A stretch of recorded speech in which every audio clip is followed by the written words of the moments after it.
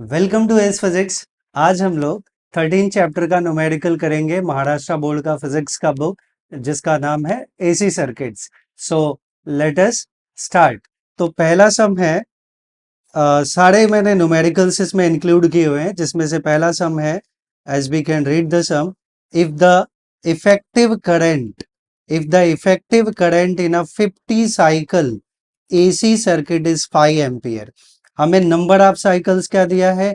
Number of cycles क्या होता है? फ्रीक्वेंसी। क्या होता है नंबर ऑफ साइकिल्स? फ्रीक्वेंसी। तो फ्रीक्वेंसी हमें दिया है, फ्रीक्वेंसी को हमने एफ से रिप्रेजेंट किया है और एफ हमें दिया है 50 साइकिल्स। एफ कितना है? 50 साइकिल्स। ये फ्रीक्वेंसी हो गया। आगे दिया है current of effective current. Current हमें दिया है effective current, that is 5 ampere. तो इफेक्टिव करंट हमें कितना दिया है? 5 एम्पियर। ये इफेक्टिव करंट है और इफेक्टिव करंट को हम लोग आई आर एम एस लिखते हैं। तो I R M S root mean square current, that is effective current या net current, that is 5 ampere. What is the peak value of the current? हमें पीक वैल्यू ऑफ करंट निकालना है। Peak value मतलब I not is to be calculate. हमें क्या निकालना है? I naught निकालना है। What is the current? अच्छा, दो चीजें निकालनी है। एक तो पीक वैल्यू हमें निकालना है, we have to find out the peak value of current. And दूसरा, what is the current 1/600 second? 1/600 के टाइम के बाद करंट क्या होगा आफ्टर इट वाज जीरो? मतलब कहने का ये है कि ये जीरो है और टाइम पीरियड इसका कुछ भी होगा। टाइम पीरियड हम कैसे निकाल सकते हैं? नंबर ऑफ साइकिल्स हमें दिया है तो फ्रीक्वेंसी दिया है, ये frequency F is equals to 50 cycle है, तो टाइम पीरियड विल बी 1/50, 1/फ्रीक्वेंसी। ऐसे करके हम लोग टाइम पीरियड निकाल सकते हैं। वहां से भी हम यहाँ जा सकते हैं कि हमें जब टाइम 1/6 सेकेंड दिया है, 1/600 सेकेंड, मतलब वो कहीं भी आएगा, तो उस टाइम पे करंट क्या होगा वो हमें फाइंड आउट करना है। तो हम लोग स्टार्ट करते हैं। जो जो इंफॉर्मेशन दिया हुआ ऑलरेडी हमने लिखा है। फ्रीक्वेंसी 50 हर्ट्ज और I R M S 5 ampere. Time दिया है 1/600 सेकेंड, टाइम एट 1/600, जिसपे हमें फाइनल करंट निकालना है। And after it was zero, मतलब it start from the origin. तो साइन का फंक्शन है वो हमें ध्यान रखना है। तो आई नॉट इज, अच्छा, हम मैं यहां पे एक फार्मूला लिख देता हूं। हमें पता है since I R M S is equals to I not by √2। ये फार्मूला है relation between I R M S and peak value of current. I not is the peak value of current, I R M S is the root mean square current या effective current we can say. I R M S current हमें पता है। तो I not क्या होगा? From here we can write I not will be √2 times of I R M S. और हमें I R M S दिया है 5 एम्पियर, तो आई नॉट जो पीक वैल्यू है वो हो जाएगा √2 into, sorry, √2 into 5। √2 into I R M S कितना है? 5 एम्पियर। तो आई नॉट हमें मिल गया peak value of current, I not, that becomes 5√2 ampere. अच्छा, ये एक पार्ट मिल गया हमें, ये एक पार्ट मिल गया I not, peak value of current we get. ठीक है, लेकिन हमें जो चाहिए, हमें चाहिए current at 1/600 after it start from zero, after it was from zero. मतलब अगर ये जीरो पे था तो ये साइन का फंक्शन है, दिस इज वेरी इंपॉर्टेंट। तो हम लोग फॉर्मूला यूज करेंगे I is equals to I not sine omega T. तो मैं यहां लिख दूंगा since I is equals to I not sine omega T. But omega जो है वो 2πf होता है या 2π/t होता है, तो उसका भी हमें ध्यान रखना है। और बाकी के सब टर्म्स हमें दिए हुए हैं, so we can write it further. I is equals to I naught का वैल्यू 5√2 इंटू साइन ओमेगा का वैल्यू 2πf हम डाल देंगे, जो कि f फ्रीक्वेंसी है और t स्मॉल t वैल्यू मैं बाद में डाल देता हूं अगले स्टेप में। सो हमें मिलेगा I is equals to 5 root 2 into sin 2 pi f का वैल्यू 50 है और t कितना है, फ्रीक्वेंसी हमने निकाला है 50 है और टाइम हमें दिया है 1/600। तो यहाँ पे टाइम का वैल्यू हम डाल देंगे 1/600। ये पूरा साइन का फंक्शन है, मतलब ये एंगल का टर्म हो गया। अभी कुछ टर्म्स हम यहाँ से कैंसिल कर लें तो एक जीरो इस जीरो से कैंसिल, और ये 5 2 ज़ा 10, 10 का एक जीरो कैंसिल, तो हमें मिला सीधा π/6। ओवरऑल ये वैल्यू क्या हो गया, π/6। तो हमें मिल गया I is equals to 5 root 2 into sine π/6। तो π/6 कितना होता है, साइन π/6 मीन साइन 30। पाई मतलब 180 डिग्री, बाई सिक्स करेंगे तो 30 डिग्री। और हमें पता है साइन 30 या साइन π/6 क्या होता है, 1/2। Sign 30 is 1/2। सो ये वैल्यू हमें मिल जाएगा I is equals to 5 root 2 into 1/2। अभी इसको हम लोग रीअरेंज कर सकते हैं और लिख सकते हैं I is equals to 5 root 2 into, okay fine, हम ऐसे भी कर सकते हैं, दोनों वैल्यूज हम डाल देते हैं। 5 इंटू रूट 2 का वैल्यू 1.7 नहीं 1.414 बाई 2। तो जब ये 2 से हम डिवाइड करेंगे तो ये आ जाएगा 5 इंटू, इसको डिवाइड करेंगे तो 0.707 आता है। तो 5 इंटू 0.707, तो मल्टीप्लाई कर दें, 5 7 जा 35, 3 5 7 जा 35 और डेसिमल एट 3 प्लेसेस, तो ये आ जाएगा हमें I is equals to 3.535 ampere. ये हमें फाइनल आंसर जो कैलकुलेट करना था वो मिल गया।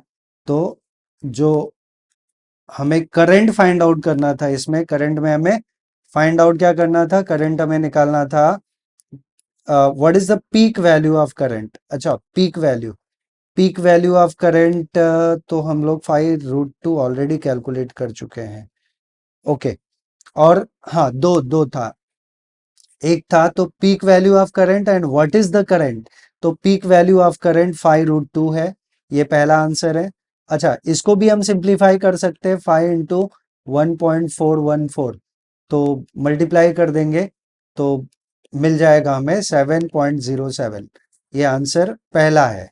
तो आई नॉट का वैल्यू 7.07 एम्पियर। अब मैं इसको अच्छा रीराइट कर देता हूँ, ये आ जाएगा दिस विल बी 7.07 एम्पियर। तो ये पीक वैल्यू ऑफ करंट मिल गया हमें, पीक वैल्यू मिल गया।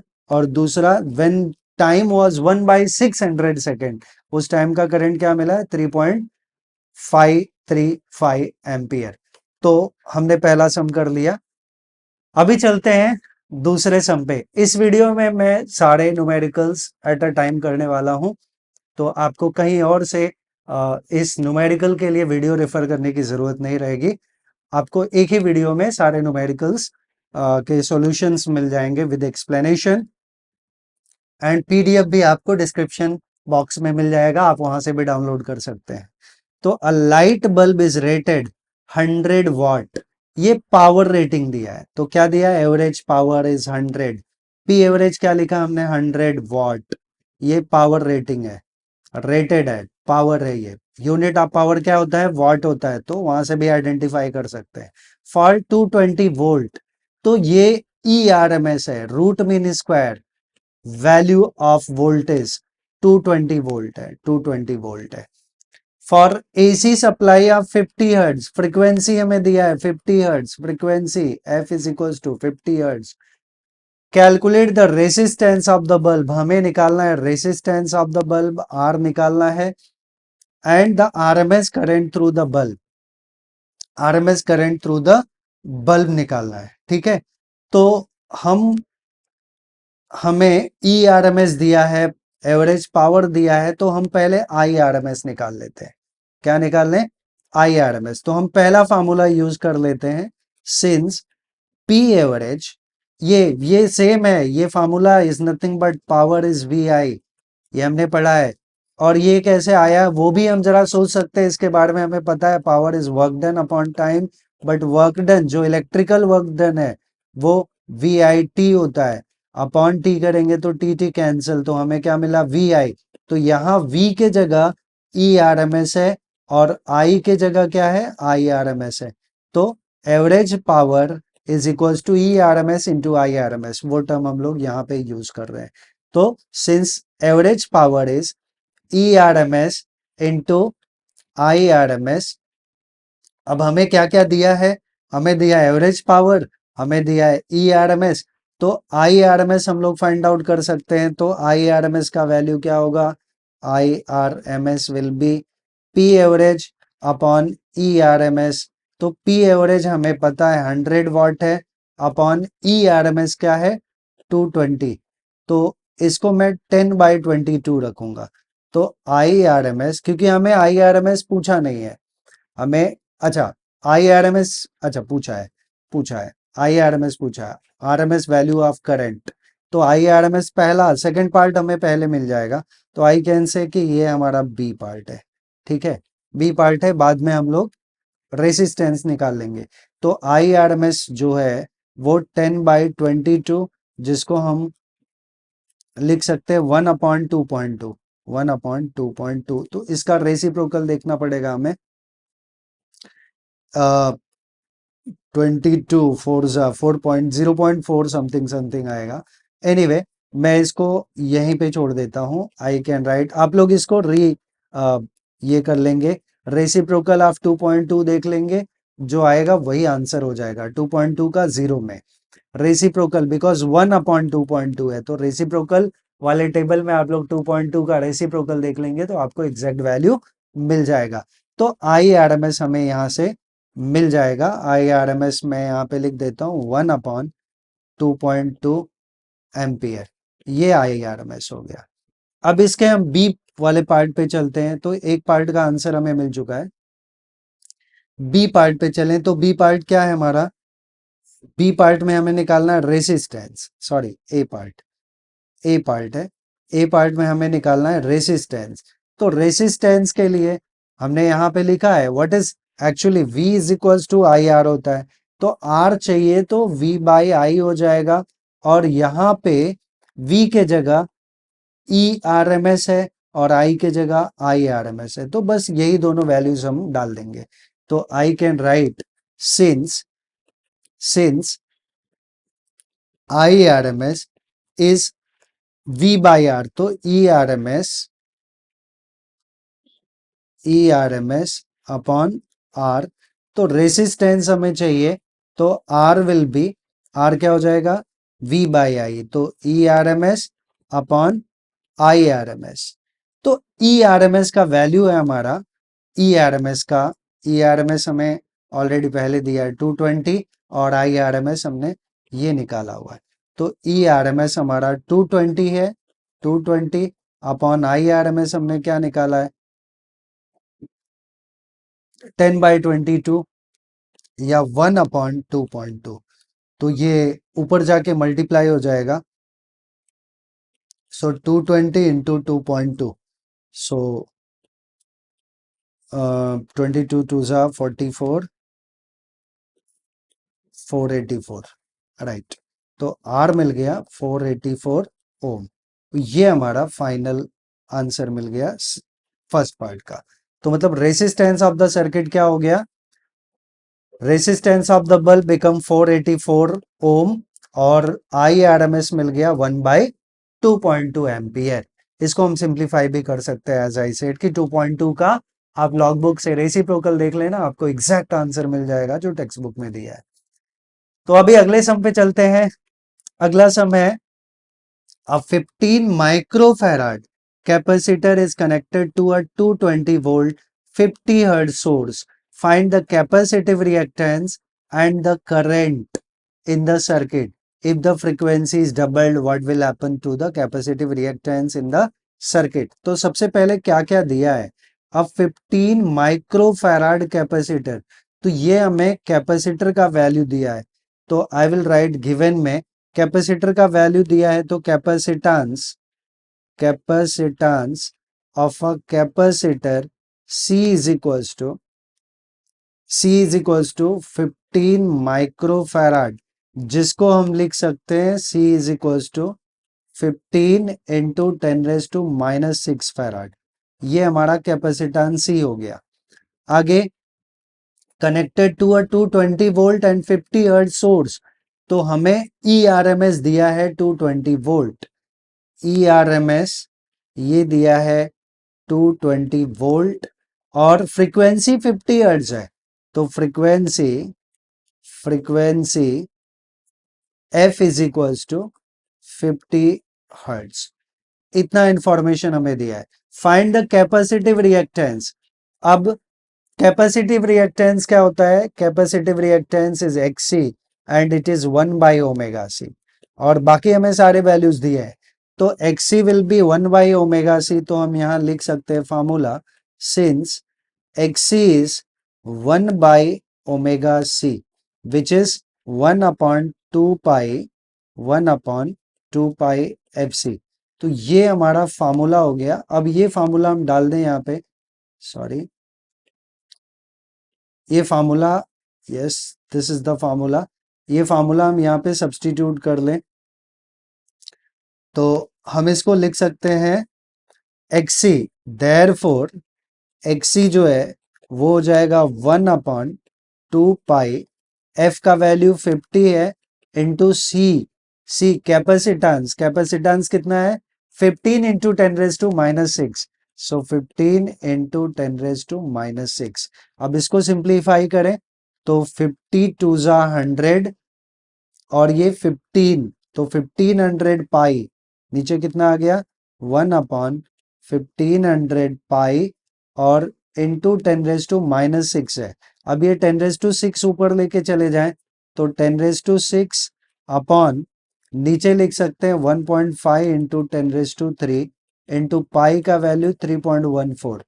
तो इसको अगर हम सिंप्लीफाई करें XC को, तो ऊपर आ जाएगा 10⁻³ और नीचे जो आएगा 1.5 इंटू 3.14। तो इसको हम सिंप्लीफाई करेंगे और XC का वैल्यू ऑलरेडी हमें यहाँ पे दिया हुआ है, तो हम ऐसे देखें अगर, तो ये 1000 अपॉन 1.5 इंटू 3.14 ये डिवाइड करेंगे तो हमें आंसर 212 ओम मिल जाएगा। तो यहाँ मैं इसका वैल्यू 212 ओम कर देता हूँ। XC का वैल्यू हमें मिल गया 212 ओम। ये क्या मिल गया हमें? Capacitive reactance. What is the capacitive reactance? अगर मैं बात करूं कि कैपेसिटिव रिएक्टेंस एक्चुअली होता क्या है, तो capacitive reactance is the resistance offered by capacitor. क्या होता है? Resistance offered by capacitor. जो हम एसी सर्किट चैप्टर पढ़ रहे हैं, जिसके न्यूमेरिकल्स कर रहे हैं, इसमें मेनली 3 कंपोनेंट्स हैं, रेसिस्टर, इंडक्टर एंड कैपेसिटर। ये तीनों जो एसी सर्किट्स के पार्ट हैं, दे ऑफर द रेसिस्टेंस। तो रेसिस्टर का resistance already it is the resistance, तो उसको दूसरे नाम से बोलने की जरूरत नहीं है। एंड कैपेसिटेंस ये क्या होता है, या इंडक्टेंस क्या होता है? इंडक्टेंस क्या होता है? Inductor, resistance offered bye inductor is inductance, and capacitance it is the capacitive reactance, in fact inductive reactance and capacitive reactance। तो capacitive reactance क्या है? it is the resistance offered by capacitor।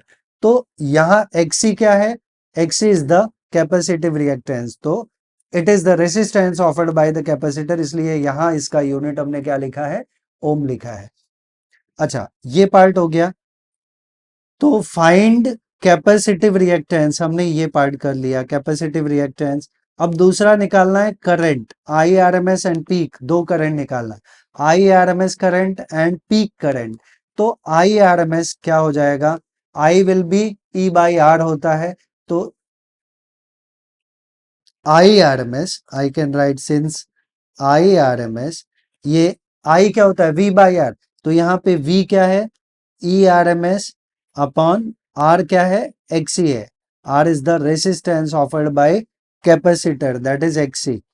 तो E R M S हमें पहले से पता है, E R M S हमें दिया है 220 वोल्ट, यहाँ पे भी लिखा हुआ है 220 वोल्ट।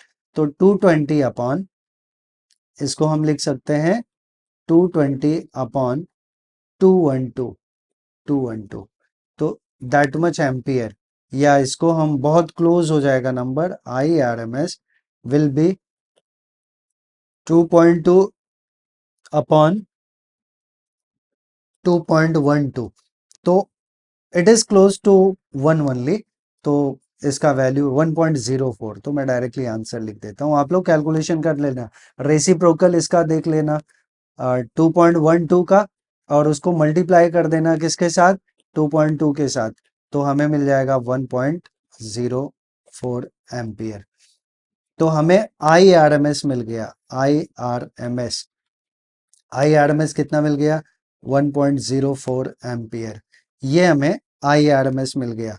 और क्या निकालना है, हमें दो वैल्यू निकालना, आई आर एम एस तो हमने निकाला, और क्या चाहिए, I R M S as well as the peak value, तो पीक वैल्यू भी निकालना है। पीक वैल्यू क्या होता है, पीक वैल्यू किसका, करंट का, तो करंट का पीक वैल्यू, तो since peak value is I not, तो आई नॉट हमने पढ़ा है IRMS, since IRMS is I naught by root 2, peak value upon root 2, तो I naught चाहिए तो it will be root 2 times of IRMS, तो हम लिख सकते हैं ना I naught is equals to root 2 times of IRMS, तो हम दोनों को मल्टीप्लाई कर दें, तो मैं डायरेक्टली लिखता हूं I naught is equals to root 2 times of IRMS। अब सारे वैल्यूज हमें पता है, तो हम यहां से लिख सकते हैं रूट टू का वैल्यू, रूट टू का वैल्यू 1.414 इंटू 1.04, ये वैल्यू, ये वाला I R M S is 1.04 और रूट टू का वैल्यू 1.414, तो ओवरऑल मल्टीप्लाई करेंगे तो हमें आंसर नियरली मिल जाएगा 1.47 एम्पियर, तो मैं यही आंसर लिख देता हूं, so I not become 1.47 ampere, ठीक है। बिकॉज अगर कैलकुलेशन करने जाऊंगा तो ये पार्ट बहुत लेंदी हो जाएगा और बहुत टाइम चला जाएगा इसमें, तो कैलकुलेशन पार्ट आप लोग साइमल्टेनियसली जो है लॉग बुक वगैरह लेके बैठे और वीडियो को पॉज करके आप लोग कैलकुलेशन करके आंसर देख सकते हैं। तो अच्छा, अभी इसमें और एक पार्ट है, यहाँ पे बोला है कि what will happen to the, what will happen to the capacitive reactance and current, capacitive, अच्छा, if the frequency is double, अगर फ्रीक्वेंसी डबल कर दी जाए, अभी इसका कैलकुलेशन मैं नहीं दिखाऊंगा, तो f बिकम्स 2f या f dash become 2f, double कर दिया जाए, तो यहां हमने देखा था फ्रीक्वेंसी 100 है, तो अब बोल रहे हैं फ्रीक्वेंसी जो है, सॉरी पहले 50 था, अब डबल कर दिया तो 100 हो गया, तो f डैश या जो फ्रीक्वेंसी है वो डबल हो गया, तो हम लोग देख रहे हैं कैपेसिटिव रिएक्टेंस जो है XC, it is inversely proportional to frequency, right, अगर C और 2 पाई ऑफ कोर्स कांस्टेंट है, तो XC is inversely proportional to frequency, XC is फिर से लिख देता हूं, XC is inversely proportional to frequency, तो अगर फ्रीक्वेंसी डबल कर दिया तो XC हाफ हो जाएगा, डिनोमिनेटर अगर डबल होगा तो उसका वैल्यू क्या हो जाएगा, हाफ हो जाएगा, तो XC हाफ हो जाएगा, XC मतलब क्या, capacitive reactance will be halved, capacitive reactance क्या हो जाएगा, इट विल बी हाफ्ड, क्योंकि capacitive reactance is inversely proportional to frequency, right, capacitive reactance is inversely proportional to frequency, तो अगर फ्रीक्वेंसी हमने डबल किया तो capacitive reactance will be halved. और दूसरा एक फैक्टर पूछा है, एंड द करंट, करंट का क्या होगा, what will happen with the current, तो एक्सी अगर हाफ हो गया तो करंट डबल हो जाएगा, बिकॉज एक्सी जो है वो क्या है, रेसिस्टेंस है, अगर रेसिस्टेंस हाफ हुआ तो current I is equals to V by R होता है, तो वी तो सेम है, बट अगर रेसिस्टेंस डबल हो गया तो रेसिस्टेंस अगर हाफ हो गया तो करंट डबल हो जाएगा, क्योंकि जब एफ डबल हो रहा है तो एक्सी हाफ हो रहा है, एक्सी हाफ हो गया, रेसिस्टेंस हाफ हो जाएगा तो करंट डबल हो जाएगा। तो ये रिलेशन मैं लिख नहीं रहा हूं, just I have explain everything. So आगे हम लोग चलते हैं क्वेश्चन नंबर 15 पे। क्वेश्चन नंबर 15 क्या है? N AC circuit consist of only an inductor, only an inductor. तो ये इंडक्टिव सर्किट हुआ, इंडक्टर ऑफ इंडक्टेंस। तो इंडक्टेंस को हम लोग किसे रिप्रेजेंट करते हैं? एल से। तो इंडक्टेंस एल दिया है 2 Henry, H is the unit, Henry, Henry is the unit of inductor, inductance. If the current is represented by a sine wave of amplitude, amplitude sine wave का amplitude, ये sine wave है, इसका amplitude मतलब ये peak value दिया है, ये current I not दिया है, राइट? तो ये पीक वैल्यू मतलब ये वाला पॉइंट, तो आई नॉट दिया है 0.25 ampere, I not that is the peak value of current is 0.25 ampere. ये पीक वैल्यू दे दिया, amplitude sine wave of amplitude मतलब पीक वैल्यू है, वो हमें दिमाग में रखना पड़ेगा। एंड फ्रीक्वेंसी 60 हर्ट्ज, फ्रीक्वेंसी कितना दिया है? 60 हर्ट्ज, तो हमने फ्रीक्वेंसी भी लिख दिया यहाँ 60 hertz. I not peak value of current 0.25, L inductance is 2 Henry. Calculate the effective potential difference across inductor, potential difference across inductor मतलब VL, VL या हम बोले EL, वो हमें फाइंड आउट करना है, ठीक है? तो सबसे पहले अगर हमें I नॉट दिया है तो हम लोग IRMS निकाल सकते हैं। तो I will write since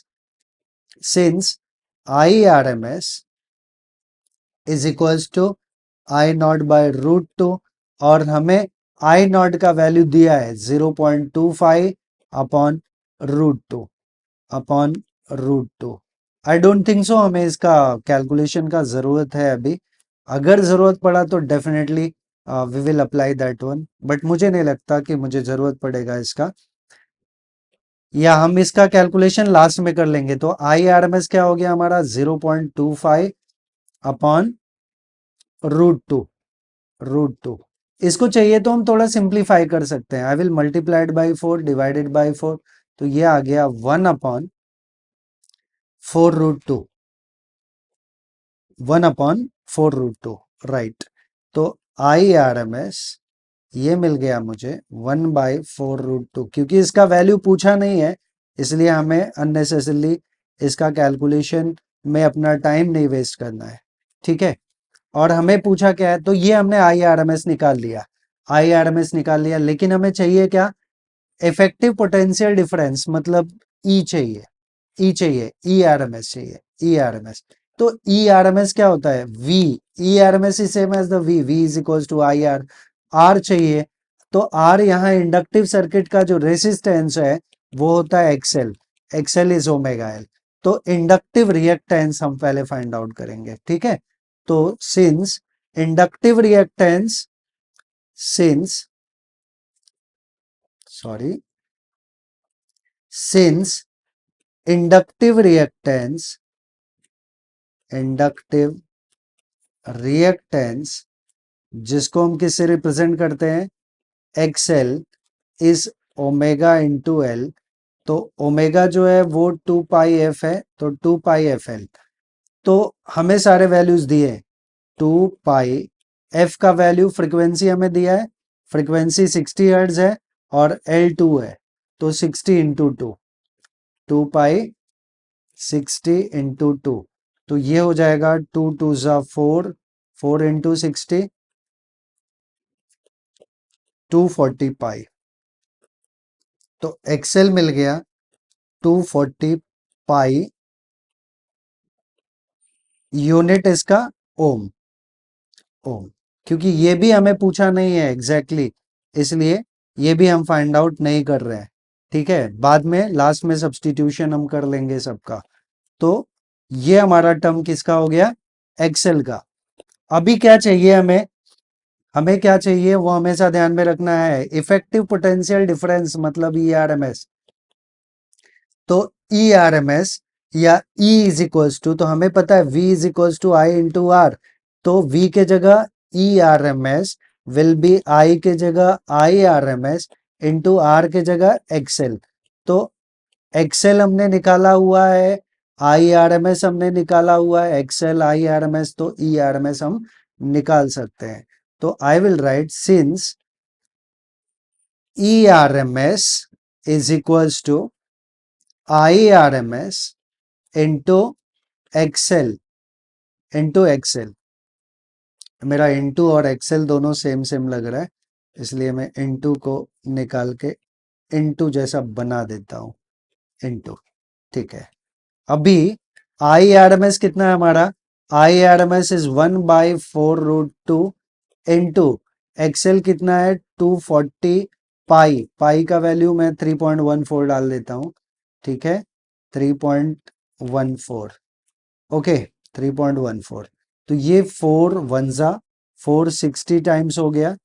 अभी ये मिला हमें 60 इंटू 3.14 अपॉन √2 का वैल्यू, √2 का वैल्यू 1.414। तो मल्टीप्लाई करना पड़ेगा, मल्टीप्लाई करके डिवाइड करना पड़ेगा। तो यहां से आप लोग ई आर एम एस का वैल्यू फाइंड आउट कर सकते हैं। अगर मैं इसको मल्टीप्लाई करूं, या इनफैक्ट मुझे नहीं लगता कि, एनीवे जस्ट थोड़ा सा मैं और सिंप्लीफाई कर देता हूं। तो 6 4 जा 24 एंड 6 1 जा 6 2 8 एंड 6 3 जा 18। तो मुझे मिल गया ये डेसिमल एट 2 प्लेसेस और 188.40 अपॉन 1.414। तो 14 2 जा 18, ओके जो भी आए वैल्यू हमें लगभग लगभग, ये कैलकुलेशन आप करेंगे तो मिल जाएगा 133.32। तो मैं आंसर लिख देता हूँ 133.32 वोल्ट, 0.32 वोल्ट। तो ये फाइनली हमें ई आर एम एस मिल गया। आई होप ये भी सम आपको समझा होगा। सो अभी चलते हैं नेक्स्ट सम पे, जो कि है क्वेश्चन नंबर 16। और क्वेश्चन नंबर 16, क्वेश्चन हमें ध्यान से पढ़ना पड़ेगा। क्वेश्चन क्या है, क्वेश्चन है alternating EMF E is equals to 220 sin 100 pi T is applied. अच्छा करंट, ये ध्यान से देखना है क्या लिखा है, E is equals to, एक स्टैंडर्ड फॉर्म अगर हम देखें ना ईएमएफ का, तो हमने पढ़ा हुआ है E is equals to E not sine omega T. तो ये उसी फॉर्मेट का है। तो हम कंपेयर करेंगे एक्चुअली इसको, कंपेयर करेंगे इसको, is applied to a circuit containing inductance. और इंडक्टेंस हमें दिया है, इंडक्टेंस को हम किससे रिप्रेजेंट करते हैं, एल से। एल हमें दिया है 1/पाई henry. Write an equation, write an equation, हमें एक इक्वेशन लिखना है फॉर इंस्टेंटेनियस करंट। ये भी इंपॉर्टेंट है, इंस्टेंटेनियस मतलब at any instant of time, ना इधर peak value nor I R M S. तो हमें इंस्टेंटेनियस करंट निकालना है, आई निकालना है through the circuit, through the circuit what will be the reading of AC galvanometer connected to the circuit। तो हमें जो करंट, इंस्टेंटेनियस करंट निकालना है वो क्या होगा, वही फाइंड आउट करना है। ठीक है, सर्किट कौन सा है वो ध्यान से पढ़ना है, इंडक्टिव सर्किट है। तो इंडक्टिव सर्किट में करंट और ईएमएफ दोनों में एक फेज का लैग होता है। We will see that one, we will discuss about that part also. तो सबसे पहले हम यहां लिख लेते हैं गिवन इक्वेशन। क्या दिया हमें गिवन इक्वेशन में, इक्वेशन हमें क्या दिया है, E is equals to standard 220 sine 100 pi t, ये वाला इक्वेशन है हमारा, दिस वन, राइट, ये वाला इक्वेशन है। अब इसको कंपेयर करें, सो नाउ कंपेयरिंग विद, बहुत कुछ मिल जाएगा, comparing, comparing with standard form, that I will write E is equals to E naught sin omega t। तो यहां हम ध्यान से देखें, E नॉट का वैल्यू हमें मिल गया 220 वोल्ट, एंड ओमेगा का वैल्यू, ओमेगा जो कि 2 पाई एफ होता है वो है 100 पाई, ओमेगा का वैल्यू 100 पाई। तो कंपेयर कर लें, ई नॉट, ई नॉट कितना है 220 और 100 पाई, ये किसका वैल्यू है ओमेगा का। तो आई कैन राइट यहां पे therefore E naught becomes 220 volt and omega becomes 100 pi. But omega जो है वो होता है 2 पाई एफ, तो 2 पाई एफ इज 100 पाई, तो pi pi get cancel, F will be 100 by 2 that is 50 hertz. तो हमें ओमेगा क्या मिल गया, इसको मैं सेपरेटली लिख देता हूँ, हमें सॉरी फ्रीक्वेंसी, क्योंकि फ्रीक्वेंसी में भी रिक्वायर्ड होगी, आई डोंट नो, नहीं फ्रीक्वेंसी रिक्वायर्ड नहीं है, हमें रिक्वायर्ड है ओमेगा, क्योंकि ओमेगा बदलेगा नहीं, जो अभी मिल जाएगा वही आगे भी रहेगा, तो ओमेगा बदलने वाला नहीं है, it will be 100 pi only. And E not जो पीक वैल्यू ऑफ करंट है, sorry peak value of EMF है, वो 220 है, राइट। तो ई नॉट मिल गया। अच्छा अभी एक और चीज है कि हमें अगर करंट चाहिए तो आई क्या होता है ई बाई आर, आई क्या होता है ई बाई आर। तो आर यहां रेसिस्टेंस जो चाहिए वो रेसिस्टेंस किसके लिए हमें निकालना पड़ेगा, इंडक्टर दिया है, ये इंडक्टेंस दिया है, तो हमें इंडक्टिव रिएक्टेंस निकालना पड़ेगा। तो I will write since inductive reactance, inductive reactance, inductive reactance XL is omega into L, तो ओमेगा यहाँ पे 100 पाई है, इंटू एल जो है इंडक्टिव रिएक्टेंस ये कितना है 1 बाई पाई, इंडक्टिव रिएक्टेंस कहीं हमने लिखा नहीं है, तो ये एल का वैल्यू है 1 बाई पाई हेनरी, ठीक है, ये भी वैल्यू हमें दिया हुआ है, तो एल का ये वैल्यू हम यहाँ पे डाल देते हैं, 1 बाई कितना है 1 बाई पाई, ओके। तो एल का वैल्यू है 1 बाई पाई, तो 1 अपॉन पाई, ये पाई पाई कैंसिल, तो एक्सएल हमें मिल गया 100 ओम, क्या मिल गया 100 ओम, ये एक्सएल क्या हो गया रेसिस्टेंस ऑफर्ड बाई इंडक्टर या इंडक्टिव रिएक्टेंस, क्या बोलते हैं हम इसको इंडक्टिव रिएक्टेंस, तो ये एक्सएल मिल गया। अब फिर से ओम्स लॉ के बारे में सोचें, हमें पूछा क्या है, हमें पूछा है what will be the reading of AC galvanometer connected in the circuit, मतलब करंट चाहिए, तो करंट, करंट क्या होगा, करंट जो है I is equal to I not sine omega t होता है, और यहां आई नॉट निकालने के लिए आई नॉट क्या हो जाएगा हमारा, I not will be E not by XL, क्योंकि आई नॉट जो है वो ई नॉट बाई आर होता है, और यहाँ आर की जगह क्या है एक्सएल, क्योंकि सर्किट कौन सा है रेसिस्टिव नहीं है, कौन सा है इंडक्टिव सर्किट है, इंडक्टर है यहाँ पे, नॉट रेसिस्टेंस। तो डायरेक्टली आई कैन राइट, हम लोग यहाँ पे लिख सकते हैं कि since I is equals to I not sine omega T minus pi by 2, अब मैं क्या लिख रहा हूं बताऊंगा मैं, right, sine omega t into this term omega T minus pi by 2, ठीक है।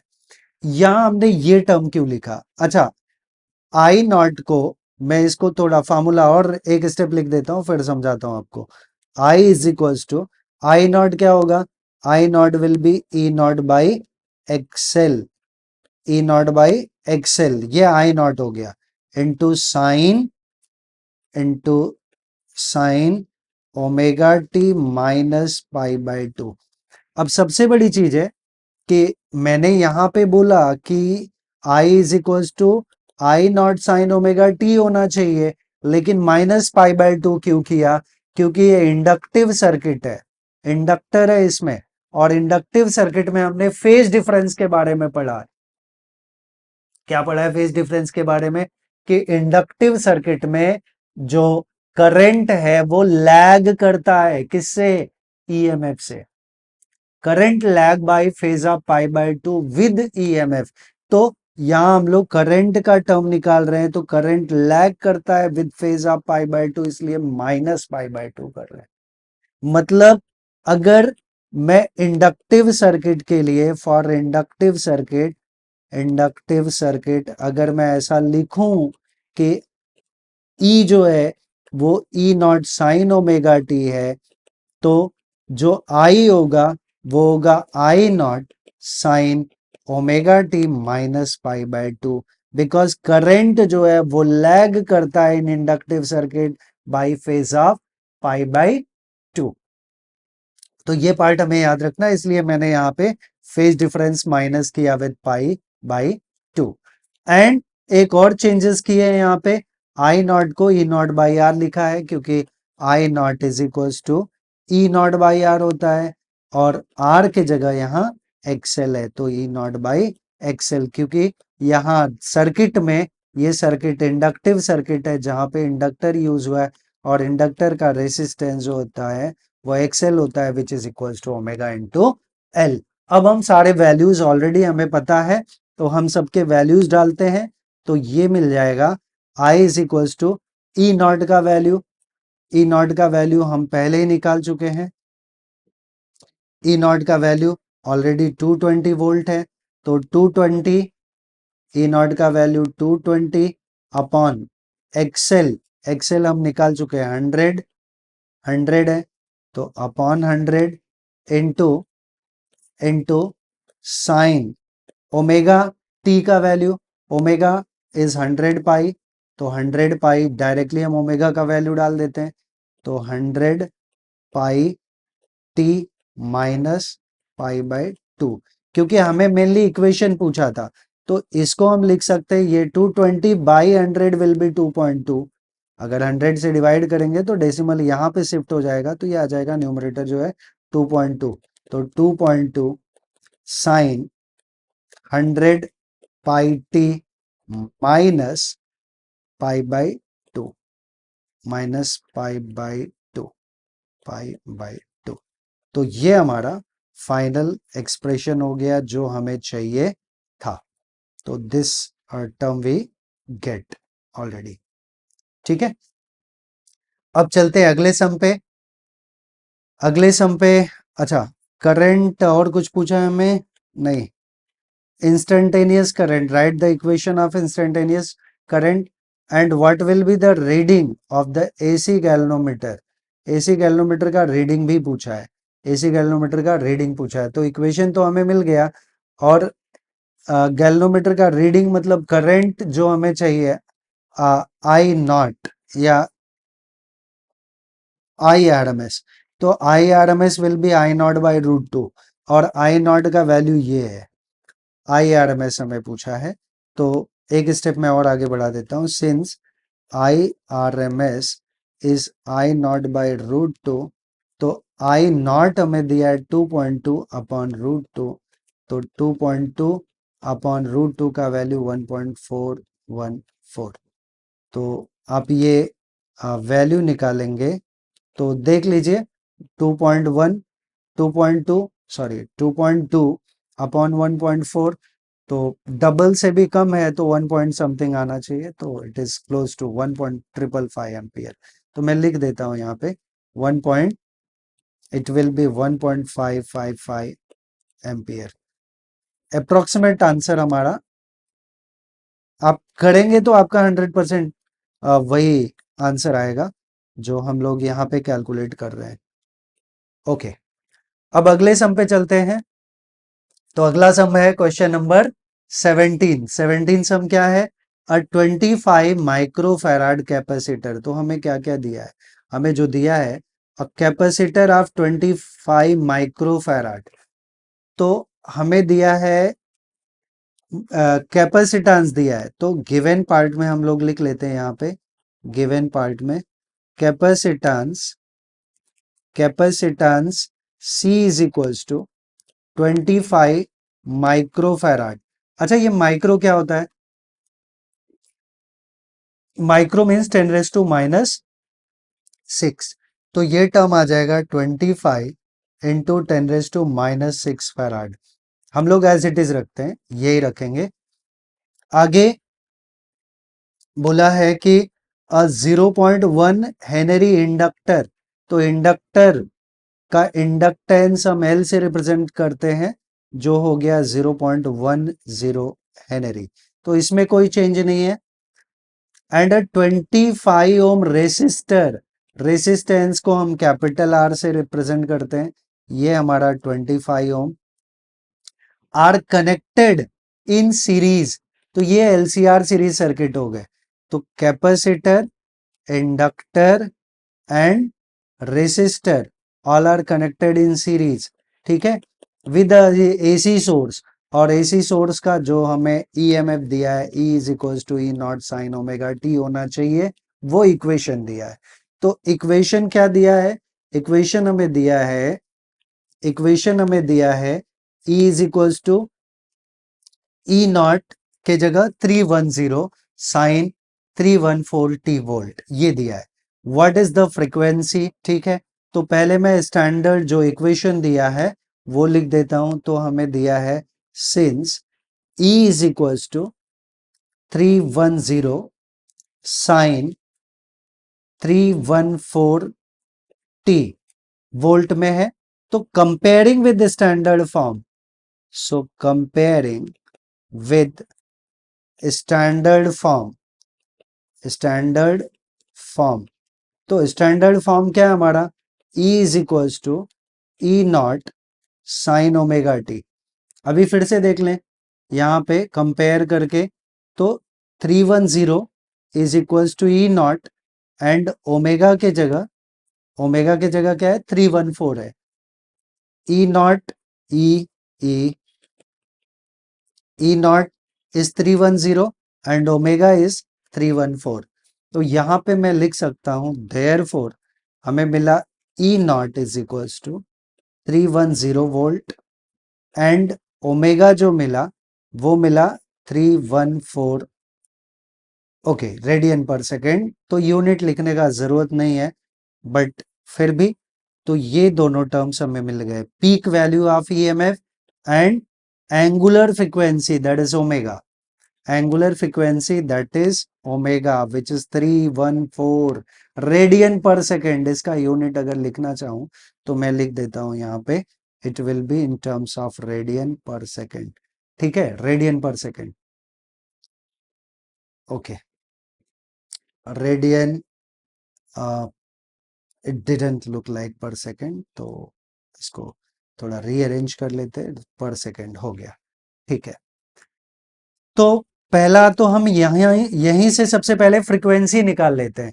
तो हमें पता है since omega is 2 pi F, तो एफ क्या होगा, और हम लोग लिख सकते हैं कि ओमेगा जो है 314 is equal to 2 into pi into F. अच्छा, पाई का भी वैल्यू हम डाल देते हैं यहाँ पे, तो पाई का वैल्यू है 314, 3.14 इंटू एफ, जगह नहीं बचा, एक मिनट, ओके, तो इसको मैं थोड़ा स्पेसियस बना लेता हूँ।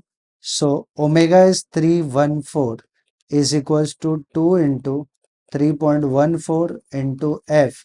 तो एफ क्या मिल जाएगा, F will be 314, sorry 314 upon 2 into 3.14, तो ये 3.14, सॉरी 3.14, तो 3.14 और ये 314, तो ये 1 टाइम्स, ये 100 टाइम्स, और 100/2 करेंगे तो 50 आ जाएगा। तो फ्रीक्वेंसी कितना मिल गया हमें, 50 हर्ट्ज। फ्रीक्वेंसी कितना मिल गया, मैं डायरेक्टली लिख देता हूं अब, तो फ्रीक्वेंसी एफ हो गया हमारा 50 हर्ट्ज। क्योंकि हमें फ्रीक्वेंसी भी पूछा है इसलिए हमने एक पार्ट ऑलरेडी पहले कैलकुलेट कर लिया। तो फ्रीक्वेंसी कितना आ गया हमारा, फ्रीक्वेंसी बिकम्स 50 हर्ट्ज, ये एक पार्ट हमने निकाल लिया। अभी और क्या क्या पूछा है, हमें पूछा है, अच्छा फ्रीक्वेंसी हमने निकाले, फ्रीक्वेंसी पूछा था, रिएक्टेंस पूछा है, इम्पिडेंस पूछा है, reactance, impedance, current and phase angle, तो बहुत कुछ पूछा है इसमें। तो सबसे पहले मैं निकालता हूं इंडक्टिव रिएक्टेंस। इंडक्टिव रिएक्टेंस क्या होता है? Resistance offered bye inductor. तो पहला पार्ट मैं निकालता हूं inductive reactance. Inductive reactance, reactance inductive reactance क्या होता है? XL. XL is omega into L. तो ओमेगा ऑलरेडी हमने निकाला है, ओमेगा कितना है? 314 और एल का वैल्यू 0.1। तो 314 इंटू 0.1 तो ये आ जाएगा 31.4 ओम। तो ये हो गया एक्सएल। एक्सएल क्या मिल गया? 314 31.4 ओम, ये एक्सएल मिल गया। अभी इंडक्टिव रिएक्टेंस हो गया। अब हम निकालते हैं कैपेसिटिव रिएक्टेंस। तो कैपेसिटिव रिएक्टेंस क्या है? Since capacitive reactance, capacitive reactance जिसको हम लोग किसे रिप्रेजेंट करते हैं? कैपेसिटिव रिएक्टेंस को एक्सी। एक्सी इज 1/ओमेगा सी। तो 1/ओमेगा का वैल्यू 314 इंटू सी कैपेसिटेंस। कैपेसिटेंस हमें दिया है 25 इंटू 10⁻⁻⁶। 25 इंटू 10⁻⁻⁶। 25 इंटू 10⁻⁻⁶। तो 25 इंटू 10⁻⁻⁶। तो ओवरऑल ये मल्टीप्लिकेशन थोड़ा बड़ा जाने वाला है, तो मैं एक्सी का वैल्यू लिख देता हूँ। एक्सी का वैल्यू ये नियरली कितना आना चाहिए? 99.1। एक्सी का वैल्यू, सॉरी, एक्सी का वैल्यू 127.4 आना चाहिए। 127.4। तो हमें मिल जाएगा एक्सी इज इक्वल्स टू 127.4 ओम। ये एक्सी मिल जाएगा।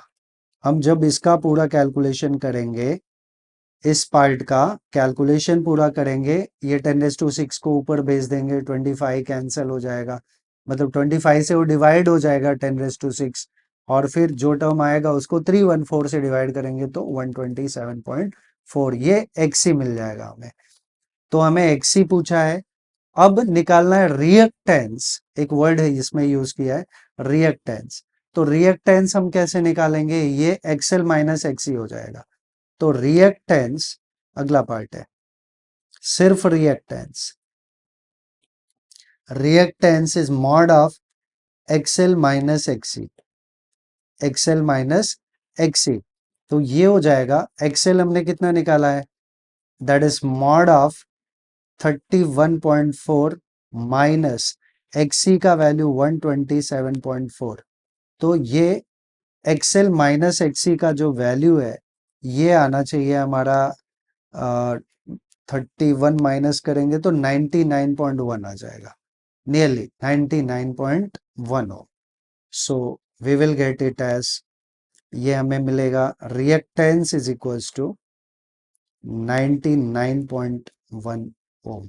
ये रिएक्टेंस मिल गया। मैं इसको लिख दूंगा mod of XL minus XC. यही पार्ट हमारा क्या है? रिएक्टेंस है। तो एक आंसर हमारा रिएक्टेंस का मिल गया। ठीक है, इंडिविजुअली तो हमने बहुत कुछ निकाला है, तो रिएक्टेंस हो गया। अब इसके बाद पूछा impedance. What is the impedance? तो इम्पिडेंस क्या होता है? Z, it is root of R square plus XL minus XC to the whole square.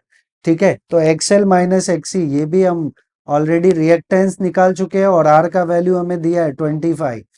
तो हम इसको भी फॉर्मुलेट कर देंगे कि सिंस इम्पिडेंस, इम्पिडेंस जिसको हम Z से रिप्रेजेंट करते हैं, impedance, impedance Z is equals to root of R square plus XL minus XC का होल स्क्वायर। तो ऑलरेडी हम ये वैल्यू निकाल चुके हैं। तो एक आर कितना है हमारा? What is are? आर जो है वो 25 ओम है। तो 25 square plus XL minus XC already हम वो भी निकाल चुके हैं 99.1। तो हमें मिल जाएगा 25 का स्क्वायर प्लस 99.1 का होल स्क्वायर। तो ओवरऑल जो इम्पिडेंस मिलेगा, जो भी आएगा वो हम कैलकुलेट कर लेंगे। और इम्पिडेंस आना कितना चाहिए पता नहीं, 99 लगता है मुझे, मैंने गड़बड़ किया है। एक्सएल माइनस एक्सी का जो वैल्यू है 95.9 आना चाहिए, 95.9। यहाँ मैंने थोड़ी सी गड़बड़ कर दी है, 95 पॉइंट इट इज, ठीक है।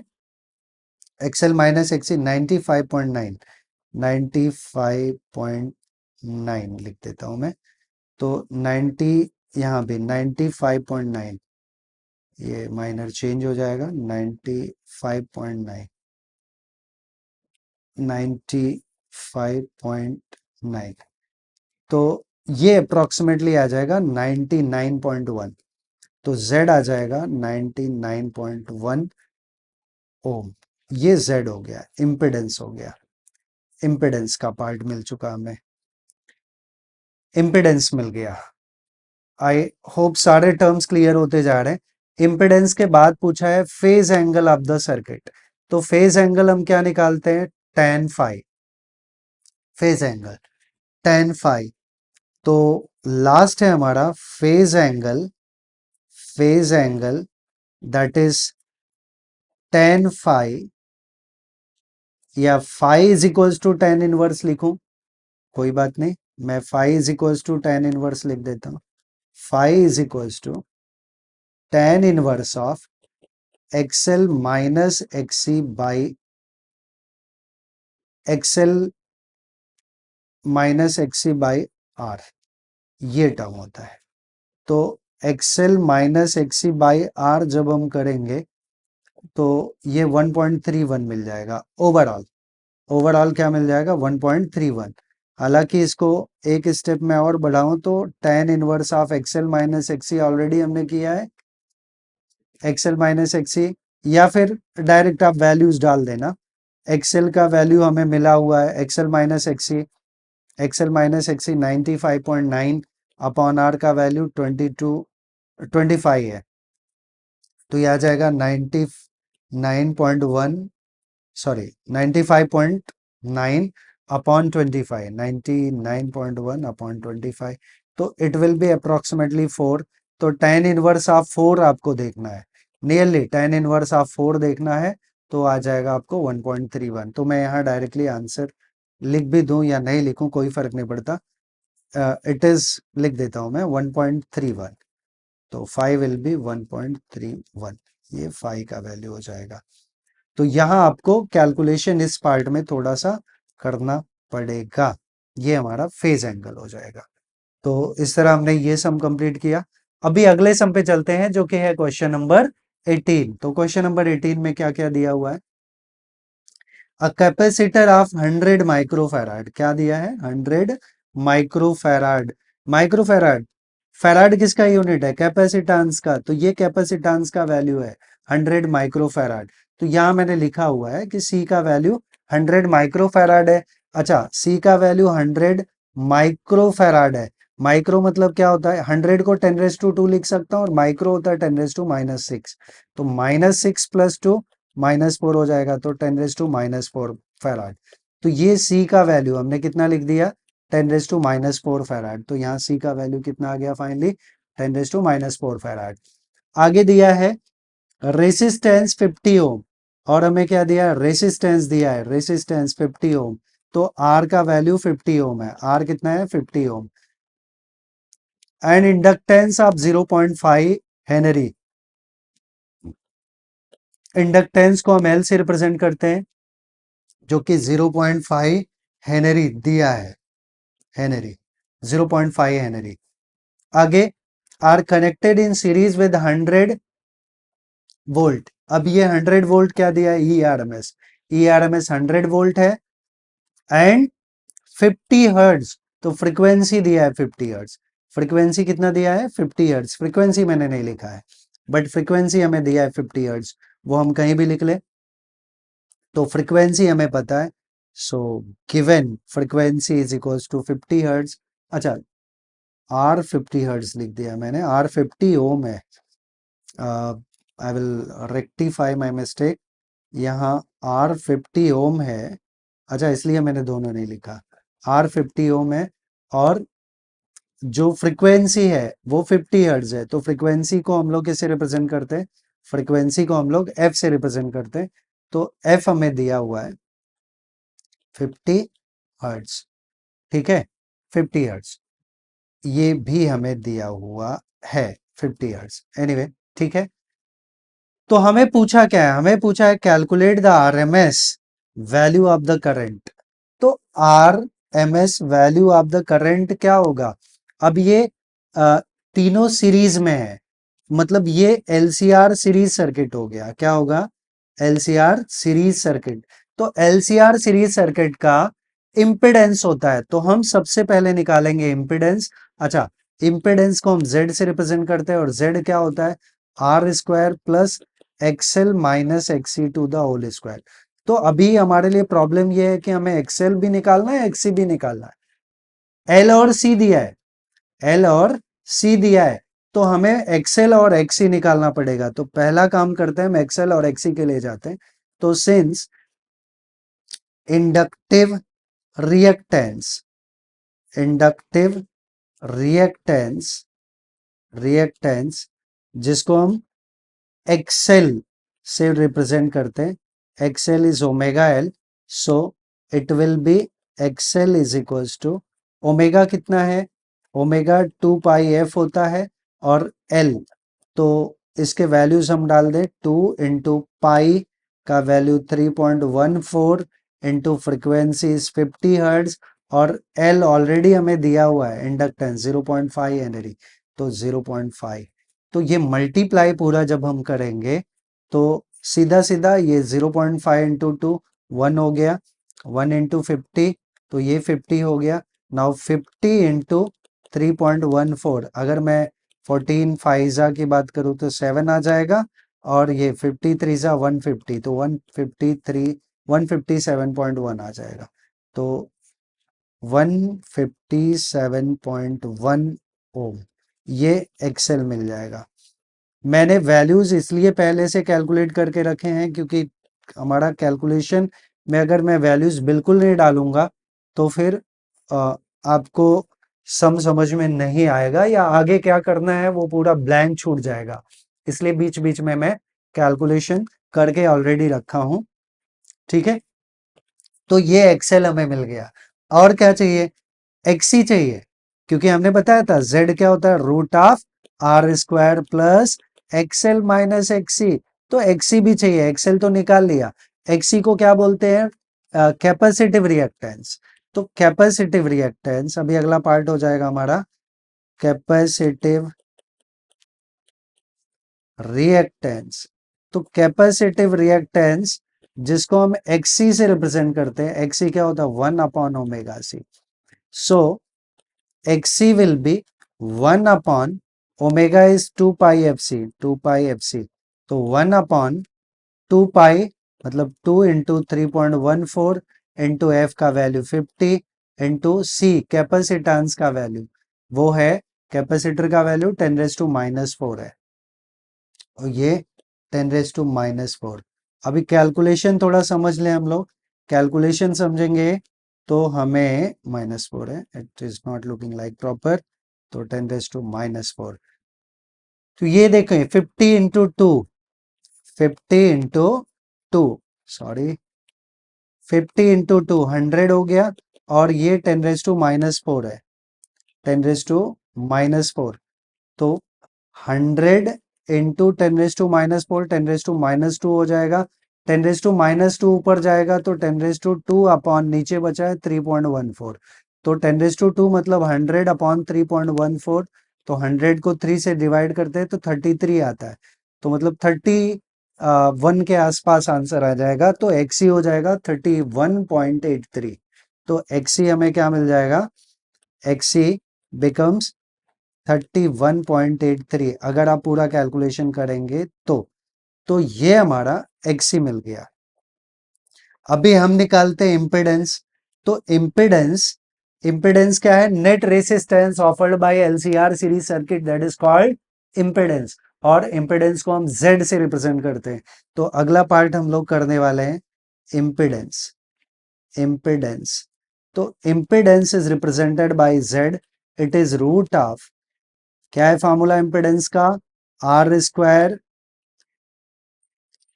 Square plus XL minus XC का होल स्क्वायर।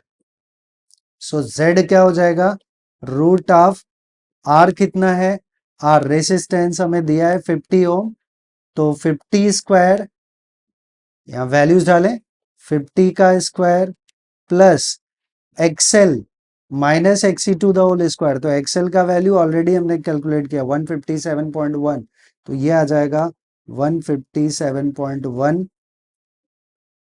इसका whole square, sorry sorry whole square नहीं है, नहीं है, माइनस एक्सी का वैल्यू, एक्सी का वैल्यू कितना है? 31.83, तो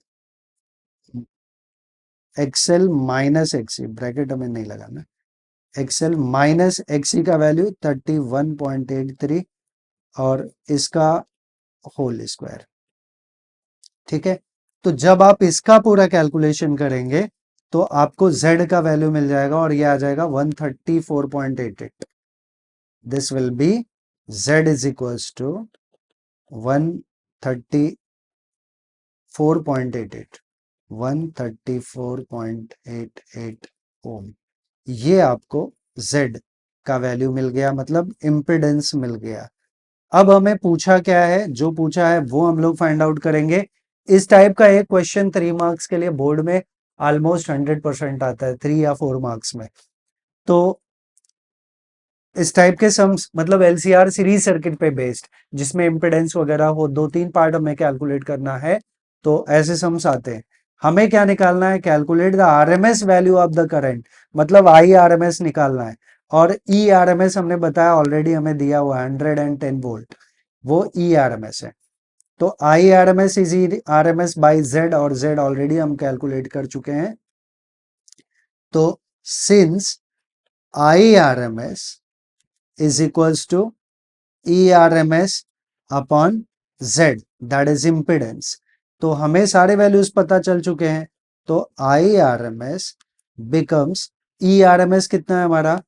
what is E RMS?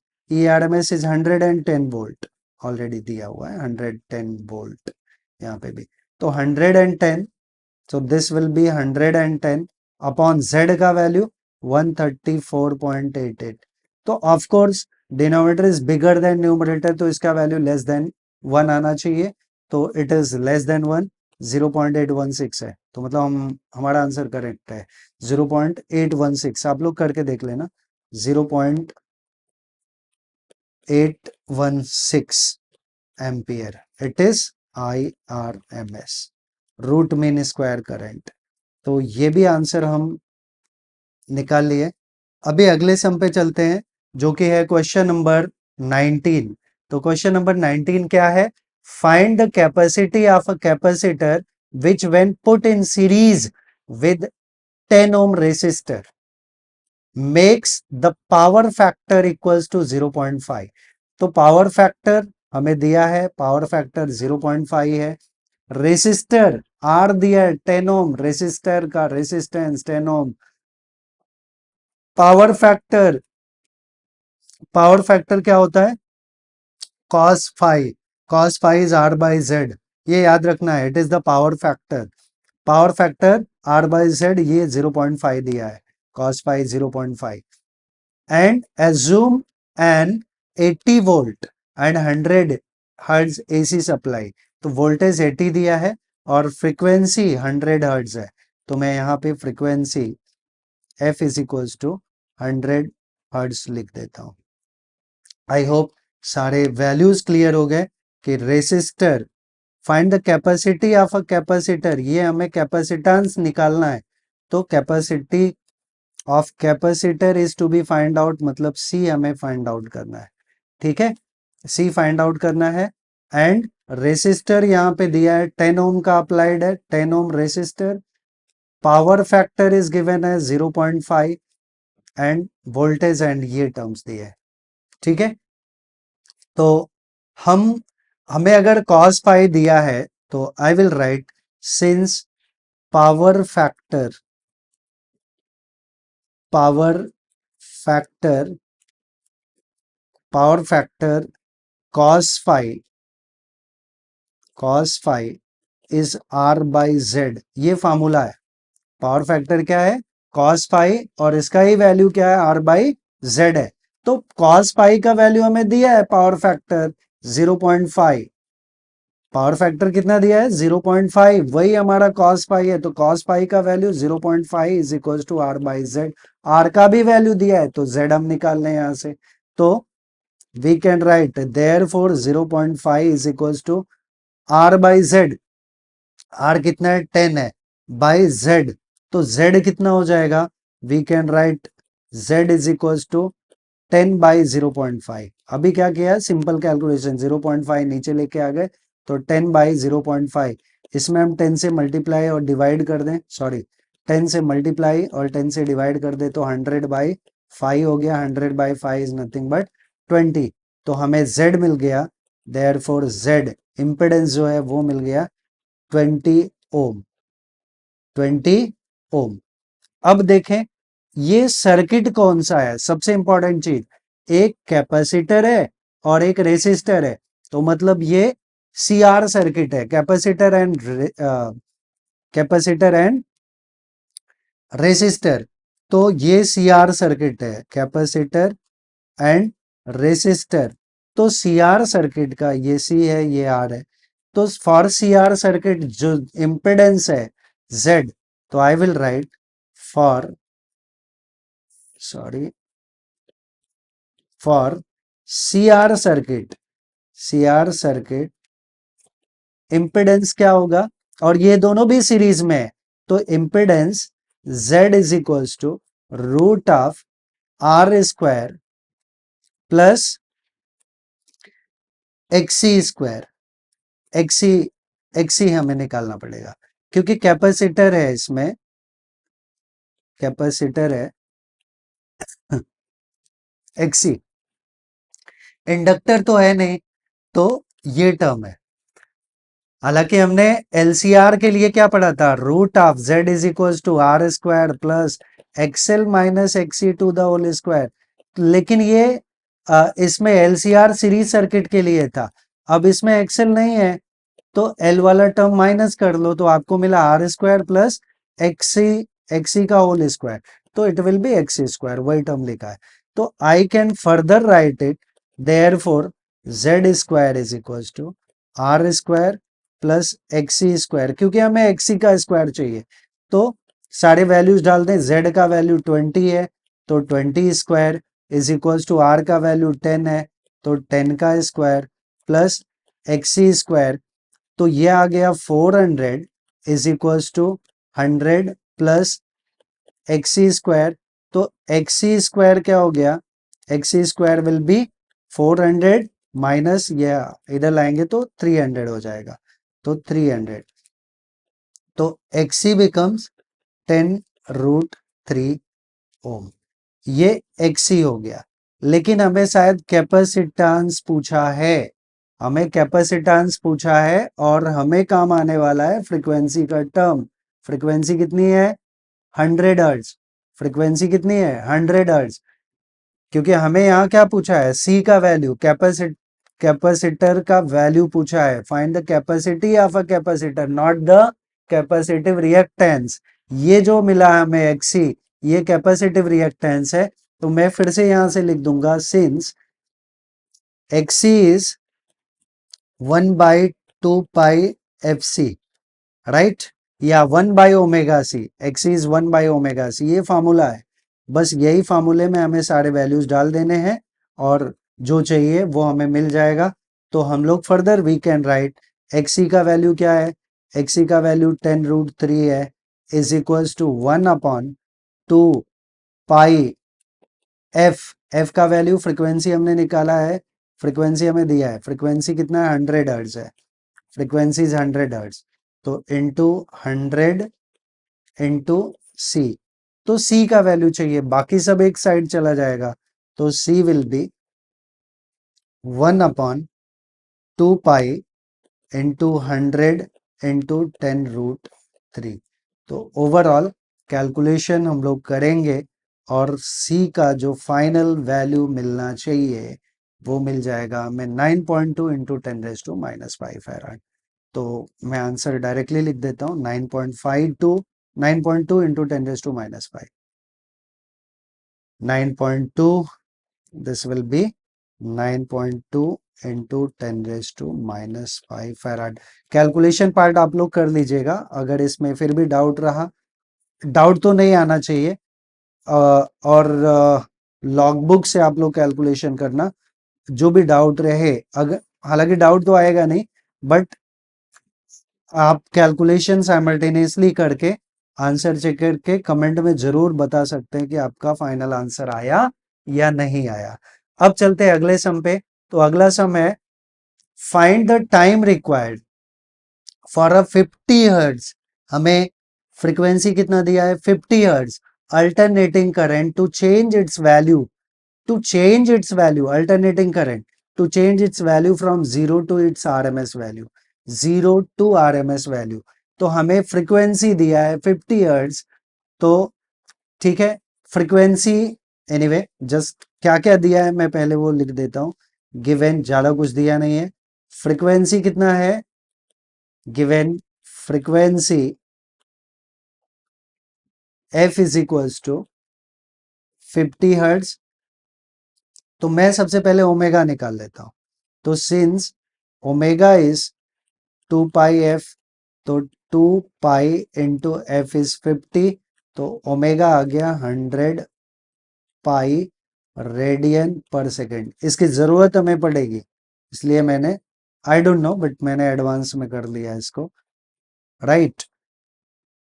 0 to RMS value, find the time, हमें टाइम निकालना है, और IRMS क्या होता है, I0/√2। तो हमें पता है, मुझे नहीं मालूम मुझे ये वैल्यू चाहिए कि नहीं चाहिए, हमें पता है since IRMS is equals to I0 sine omega T, ये फॉर्मूला है, राइट।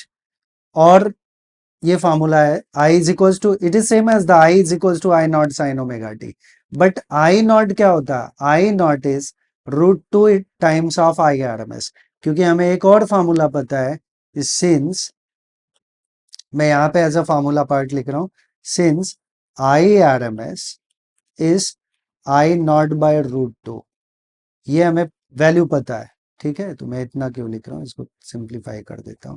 तो ये वैल्यू जो है, IRMS इज I0/√2, ठीक है, ओके,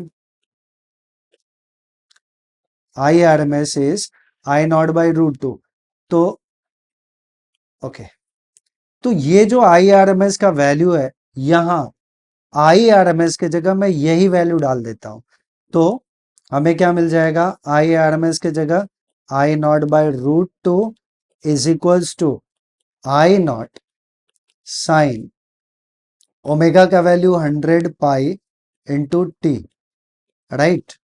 अब ये I0 कैंसिल, तो हम कैंसिल कर देते हैं, I0 रीजन ऑलरेडी लिखा है।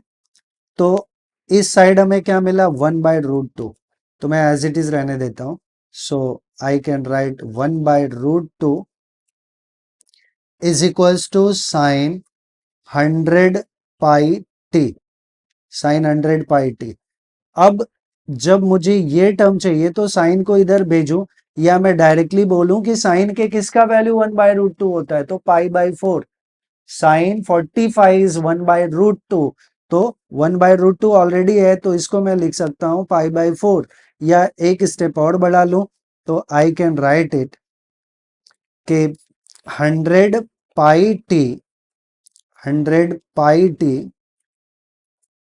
Sorry, 100 pi T, it will be sine inverse of 1/√2।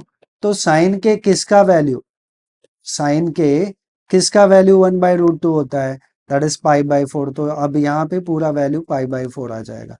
मतलब मैंने 100 पाई टी यहाँ लिखा और ये साइन को इधर भेज दिया तो इनवर्स हो गया। फिर से वही साइन के किसका वैल्यू 1/√2 होता है, दैट इज पाई बाई 4। तो 100 pi T is equals to pi by 4। तो पाई पाई गेट कैंसिल। तो हमें टी चाहिए था, तो टी बिकम्स 1/100 नीचे जाएगा और 4 ऑलरेडी है, तो टी इज 1/400।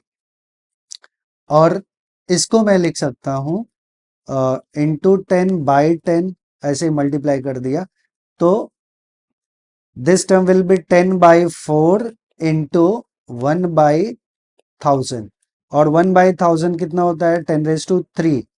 तो 10/4 कितना होता है, 2.5 upon 10⁻3, which we can write 2.5 into 10⁻⁻3। तो हमें मिल गया finally t is equals to 2.5 into 10⁻³ second. और मैंने जानबूझ के इस टर्म में लिखा है। 10⁻³ क्या होता है, मिली होता है। 10⁻³ मिली होता है, 10⁻6 माइक्रो होता है, 10⁻9 नैनो होता है। तो यहाँ 10⁻³ है तो मिली सेकेंड। तो इसको हम लिख सकते हैं therefore finally t is equals to, ये भी आंसर है, नो प्रॉब्लम, हम ये भी लिख सकते हैं, या फिर हम इसको लिख दें t is equals to 2.5 millisecond. तो ये भी आंसर है हमारा, दोनों में से आई डोंट नो क्या दिया हुआ है, दोनों चल जाएगा। तो टाइम इज, अच्छा 10⁻³ दिया हुआ है, दैट इज राइट। तो आई होप ये भी समझा होगा। अभी अगले सम पे चलते हैं जो कि है question number 21। Calculate the value of capacity in picofarad. Capacitor का वैल्यू दिया है पिकोफैराड, मतलब 1 पिको, सॉरी कैपेसिटी सी हमें निकालना है। Anyway, so given part I will right, given part में जो दिया है, अच्छा जो फाइंड आउट करना वो भी लिखूंगा। तो सी हमें निकालना है in terms of picofarad. Milli 10⁻³ micro 10⁻⁻6 nano 10⁻⁻9 pico 10⁻⁻12। तो 10⁻⁻12 के ऑर्डर में हमें ये कैपेसिटेंस का वैल्यू चाहिए, ठीक है। ओके, ये तो कैलकुलेट करना है। Which will make 101.4 micro Henry inductance.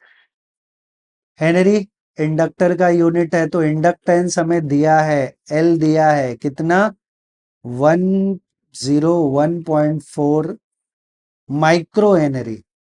Micro henry, micro henry ऐसे लिखूं या फिर लिख दूं L is equals to 101.4 into micro मतलब 10⁻⁻6 हेनरी, ठीक है। ये एल का वैल्यू दिया है। To oscillate with the frequency of 1 megahertz, ये भी दिया है। ये तो एल का वैल्यू दिया है 101.4 माइक्रो हेनरी इंडक्टेंस, और फ्रीक्वेंसी कितना दिया है, फ्रीक्वेंसी दिया है 1 मेगाहर्ट्ज, मेगा मतलब 10⁻⁶। तो फ्रीक्वेंसी, अब मैं यहां पे भी लिख दूंगा, ऑलरेडी नहीं लिखा है, फ्रीक्वेंसी कितना दिया है, frequency 1 megahertz, M S Z लिखूंगा मैं, which I can write it further as, इसको हम लिख सकते हैं F is equals to, mega मतलब मिली, मिली अच्छा mega kilo, mega mega 10⁻⁶ hertz. तो ये दिया है। अब इसमें क्या दिया है हमें, दो ऑसिलेशन है, मतलब एक इंडक्टर है और दूसरा पिकोफैराड में निकालना है, कैपेसिटेंस है। कैपेसिटेंस किसमें है, पिकोफैराड में, पिकोफैराड मतलब कैपेसिटेंस है। तो एलसी सर्किट है ये, एलसी सर्किट, एलसी सर्किट के लिए जो फ्रीक्वेंसी होता है वो रेजोनेंस फ्रीक्वेंसी वाला फार्मूला है। तो फ्रीक्वेंसी दिया है क्योंकि यहां बोला ऑसिलेट होता है, ऑसिलेट मतलब फिर रेजोनेंस फ्रीक्वेंसी हो गया। तो resonance frequency I will write since F R resonance frequency is 1/2π√LC। अब हमें सारे वैल्यूज दिए हैं, तो पहले हम एफ आर लिख दें, एफ और आर सॉरी एफ और आर नहीं, एफ आर का वैल्यू क्या है, रेजोनेंस फ्रीक्वेंसी 10⁻⁶ हर्ट्ज, तो 10⁻⁶ is equals to 1/2 pi into root of L C है, एल का value 101.4 into 10⁻⁻⁶ into C, C का वैल्यू। तो एक काम करता हूं, मैं दोनों साइड का स्क्वायर कर देता हूं क्योंकि हमारे पास रूट है, तो इसका कैलकुलेशन थोड़ा लेंदी होने वाला है। तो 10 raise to squaring both the side I want to do, तो 10⁻12 is equals to 1/4 pi square into 101.4 into 10⁻⁻⁶ into C. यहाँ कोई चेंज नहीं हुआ क्योंकि स्क्वायर रूट है, इसका स्क्वायर किया तो रूट हट गया, और 2 पाई का स्क्वायर किया तो 4 पाई स्क्वायर, 10⁻⁶ का स्क्वायर किया तो 10⁻12 आ गया। ठीक है, तो यहाँ मैं लिख नहीं रहा हूँ squaring both the sides, but it is well obvious known to us कि वो हमें लिखना ही है। ठीक है, या on squaring both the side, यहाँ लिख ही देता हूँ स्क्वायरिंग बोथ साइड्स। तो अब हमें क्या मिलेगा, हमें चाहिए क्या, हमें चाहिए सी, तो सी इधर आएगा और 10⁻12 नीचे चला जाएगा। तो कैलकुलेशन थोड़ा लिख देता हूं मैं। सो सी विल बी 1/1 एंटायर पार्ट में क्या मिलेगा 4 into pi square is approximately 10, मैं रख लेता हूँ 101.4 इंटू 10⁻⁻⁶ इंटू ये वाला पार्ट नीचे जाएगा तो 10⁻12, 10⁻12। तो अब आप इसको पूरा सिंप्लीफाई करेंगे, सॉल्व करेंगे, तो आपको कैपेसिटेंस का वैल्यू मिल जाएगा जो थोड़ा लेंदी है। ये प्रोसेस में 249.7 इंटू पिको फैराड है, मतलब 10⁻⁻12 फैराड, ये आंसर आना चाहिए। आप कैलकुलेट करेंगे पूरा तो आपको ये आंसर आएगा, डेफिनेटली आएगा। ओके, या आप लोग आंसर फाइंड आउट करके हमें कमेंट बॉक्स में लिख सकते हैं कि आपका आंसर आया है या नहीं है। अभी अगले सम पे चलते हैं। तो अगला सम है question number 22। 10 microfarad capacitor is charged to a 25 volt of potential. दो चीजें दिया है, कैपेसिटर दिया है जिसका कैपेसिटेंस कितना है 10 microfarad, is charge to a 25 volt of potential, V हमें दिया है 25 वोल्ट। अब बैटरी इज डिसकनेक्टेड, अच्छा battery is disconnected and a pure 100 milli henry coil is connected, ये इंडक्टर का वैल्यू है 100 milli henry across the capacitor so that the LC oscillation are set up, calculate the maximum current, हमें maximum current find out करना है। तो क्या क्या दिया है सबसे पहले वो हम लिख दें।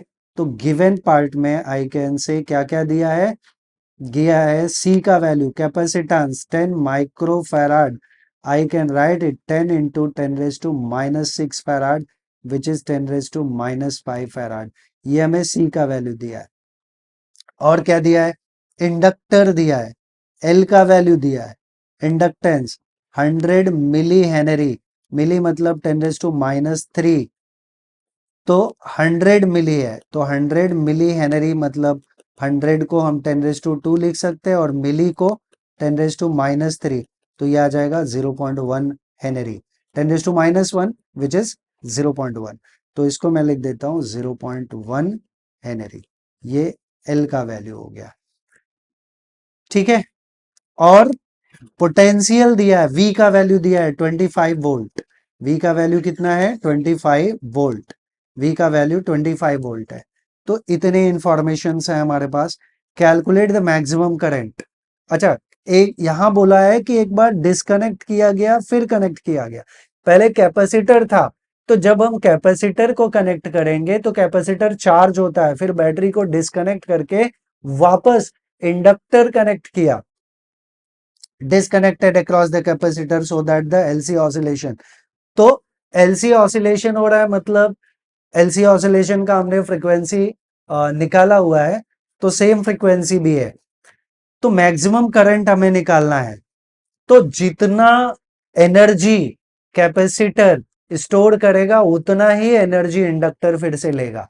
तो I can say according to law of conservation of energy, जो टोटल एनर्जी कैपेसिटर का होगा वही एनर्जी इंडक्टर का होगा। तो ऑलरेडी हमने पढ़ा हुआ है, यहां पे मैंने फॉर्मूला तो लिख दिया है कि energy according to law of conservation of energy, energy stored in the capacitor is equals to energy in the inductor. तो energy stored in the capacitor is equals to energy stored in an inductor. तो capacitor का energy half CV square है, inductor का energy half LI square है, और हमें चाहिए क्या? I, maximum value of current, सीधा सीधा आई पूछा है। तो सारे वैल्यूज हम इस फॉर्मूले में डाल दें तो हमें मिलेगा हाफ सी का वैल्यू, सी का वैल्यू 10⁻⁵ इंटू वी का वैल्यू, वी जो है वो 25 वोल्ट दिया है, तो वी का वैल्यू 25 का whole square is equals to half L inductor दिया है 0.1 इंटू आई स्क्वायर, आई हमें फाइंड आउट करना है। तो ये हाफ और हाफ दोनों साइड से कैंसिल हो गए, हाफ और हाफ कैंसिल हो गए। अब इसको सिंप्लीफाई करें हम लोग, तो 25 इंटू 25 विल बी 625, तो 10⁻⁻5 into 625 is equals to 0.1 into I square. तो हमें करंट चाहिए, तो डेफिनेटली आई स्क्वायर का टर्म हमें सेपरेट करना पड़ेगा, तो I square will be 10⁻⁵ into 625 upon 0.1। तो 0.1 हटाने के लिए अभी मैं 10 से मल्टीप्लीकेशन और डिवीजन करूं तो ये 1 हो गया, और यहाँ 10 से मल्टीप्लाई किया तो ये 10⁻⁻4 हो गया। तो हमें मिला 625 into 10⁻⁻4। I can write it 25 into 25 into 10⁻⁻2 into 10⁻⁻2। थोड़ा ये वे ऑफ राइटिंग है, 10⁻⁻2। तो ये आई स्क्वायर है, तो आई चाहिए तो एक पेयर हम चूज कर लेंगे यहां से, therefore I will be root of this entire part, और पूरे पार्ट का रूट लेंगे तो ये दो दो के पेयर में है ना, तो 25 into 10⁻⁻2, so it is 25 into 10⁻⁻2 which will be 25/100 which is 0.25 ampere. तो करंट हमें मैक्सिमम करंट क्या मिल गया? 0.25 एम्पियर। यहाँ पे सबसे इंपॉर्टेंट पार्ट क्या रहा हमारा? यहाँ करंट मिल गया 0.25 एम्पियर। सबसे इंपॉर्टेंट पार्ट क्या रहा कि law of conservation of energy हम इसमें कैसे अप्लाई करेंगे, क्योंकि कैपेसिटर भी यूज हुआ है और इंडक्टर भी यूज हुआ है। तो आपको ये पता रहना चाहिए कि energy stored in an inductor is half LI square and energy stored in the charge capacitor is equals to half CV square.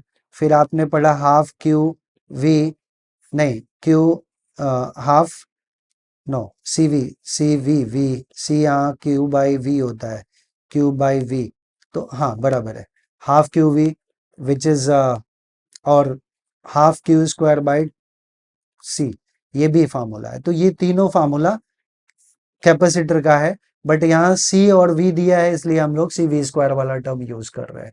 तो ये हमने कैलकुलेट कर लिया, इस तरह करंट हमें मिल गया इस पार्ट में। अभी अगला जो सम है क्वेश्चन नंबर 23, ये भी ऑलमोस्ट सिमिलर सम है, बट ट्राई करना है हमें। क्या दिया है क्वेश्चन में? 100 microfarad capacitor is charged with a 50 volt supply. तो हमें C दिया है, C का वैल्यू कितना दिया? 100 microfarad capacitor with 50 volt source supply. Voltage हमें कितना दिया है? 50 volt. Then source supplied is removed and a capacitor is connected across an inductance। Capacitor को रिमूव करके इंडक्टर डाला, क्या डाला? इंडक्टर। और इंडक्टर का इंडक्टेंस कितना है? अच्छा, इसमें करंट दिया है, इंडक्टेंस हमें पूछा है, calculate the value of inductance, calculate the value of inductance मतलब एल फाइंड आउट करना है।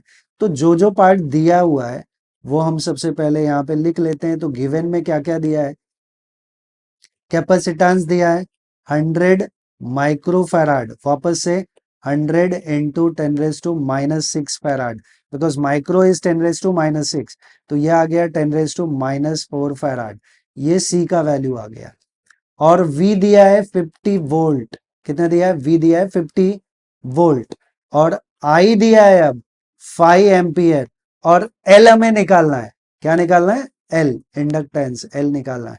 तो वापस से सेम फार्मूला, बिकॉज C दिया है, V दिया है, I दिया है, L फाइंड आउट करना है, तो यही फार्मूला। तो फिर से हमने लिख दिया है कि according to law of conservation of energy, half CV square is equal to half LI square. तो ये पार्ट हमारा हो जाएगा। अब सारे वैल्यूज हम यहाँ पे डाल दें, तो हाफ CV, C कितना है 10⁻⁻4 -4, V स्क्वायर, V 50 है तो 50 का square is equals to half L का वैल्यू, इंडक्टेंस कितना है वो हमें फाइंड आउट करना है, I स्क्वायर, I 5 का स्क्वायर। तो ओवरऑल थोड़ा हम सिंप्लीफाई कर लें, थोड़ा थोड़ा, half and half get cancel, आगे का पार्ट फिर देखेंगे हम लोग। हाफ और हाफ पार्ट कैंसिल हो गया, तो हमें मिला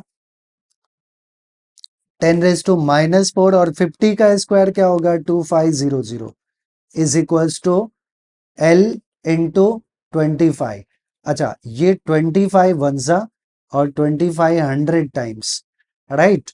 तो L सीधा सीधा मिल गया हमें, L क्या मिल गया, therefore L becomes 100 into 10⁻⁻4, तो ये हो जाएगा 10⁻⁻2 हेनरी। तो L का वैल्यू क्या आ गया 10⁻⁻2 हेनरी, इसको हम लोग लिख सकते हैं 0.01 हेनरी। तो मुझे नहीं पता आंसर कौन सा वाला है, देख सकते हैं आंसर ये दिया है, बट अगर हम 10⁻⁻2 हेनरी भी लिख देते हैं तो भी चलेगा। या फिर एक और आंसर हम लिख सकते हैं कि इस टर्म